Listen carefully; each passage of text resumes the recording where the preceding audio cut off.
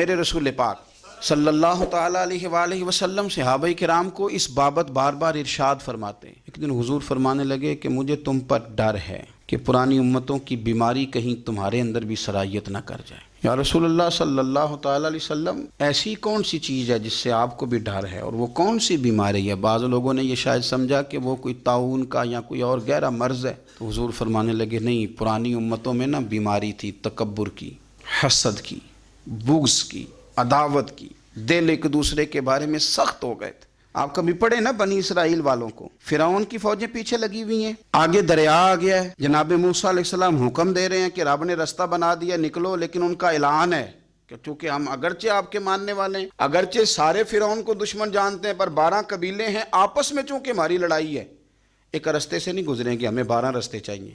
شدید پیاس لگی ہے اور ان سے کہا گیا کہ ڈنڈا ماریں گے جناب موسیٰ علیہ السلام پتھر پہ، اللہ وہاں سے چشمے نکالے گا، پی لو۔ انہوں نے کہا ایک نہیں پیئیں گے، 12 قبیلے ہیں، چونکہ ہمارا اختلاف ہے ایک سے پانی نہیں پی سکتے، ہمیں 12 الگ الگ چاہیے۔ حضور فرمانے لگے وہ جو پرانی امتوں میں عداوتوں کی بیماری تھی، مجھے ڈر لگتا ہے وہ تمہارے بیچ نہ آ جائے۔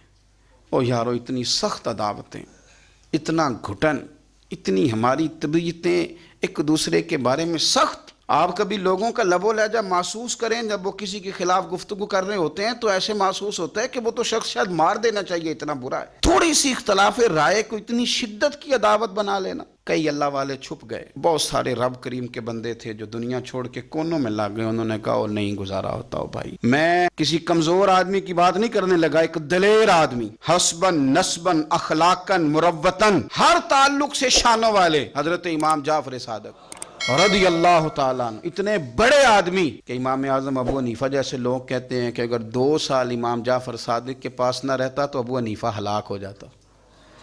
امام جعفر صادق تربیت جب کی تو کن کی؟ امام اعظم کی، حضرت داؤد طائی کی، جناب سفیان ثوری کی۔ پر شاہ فرید الدین عطار فرماتے ہیں آخری عمر میں امام جعفر صادق نا حجرے میں بند ہو گئے تھے، باہر نہیں آتے تھے، بس اسی کسے دے کچھ نہیں جلگ دے تے نہ کوئی ساڈا دردی حجرے میں۔ ایک دن حضرت سفیان ثوری نے منت کیا کہ ان کے بچوں کی، خدام کی، کہ حضرت سے کہو میں پرانا نوکر ہوں، مجھے تھوڑی زیارت کا موقع مل جائے، میری تو آنکھیں ترس گئی ہیں، کرم نوازی ہو جائے۔ تو حضرت کو جا کے عرض کی کہ سفیان ثوری منت کر رہے ہیں، آپ نے اجازت دے دی۔ حضرت سفیان ثوری اندر گئے تو درد سے کہا حضور آپ تو 2 جملے کہتے تھے تو دل بدل جاتے تھے، کتنے لوگ منتظر ہیں آپ کے کلمات طیبات کے لیے، زیارت مقدسہ کے لیے، اور آپ یوں گوشہ نشین ہو گئے۔ تو جگر گوشہ رسول، نواسہ رسول امام جعفر صادق آنکھوں میں آنسو آ گئے، کہنے لگے سفیان تمہیں کیا بتاؤں، لوگوں کے لفظوں میں بڑا پیار ہے پر دلوں میں وفا کوئی نہیں۔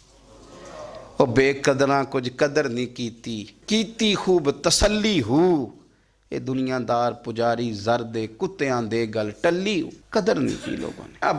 اب میں اپنا آخری وقت اپنے رب رسول کے ساتھ گزارنا چاہتا ہوں۔ لوگوں کے لفظوں میں بڑی وفا ہے پر دلوں میں ان کے وفا، یعنی امام جعفر صادق جیسے لوگ چھپ گئے۔ ہم اپنے رویوں سے اگر ان چیزوں کو نکالیں گے، دلوں کو صاف کریں گے، تو بڑے بڑے قیمتی وجود ہیں جن سے ہمارا رشتہ قائم رہے گا۔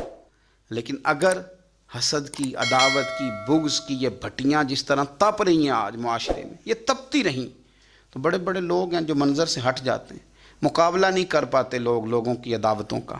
رب کریم کا بندہ صاف دل ہوتا ہے، وہ حسد بغض عداوت کا مقابلہ نہیں کرتا، وہ کونے میں ہو جاتا۔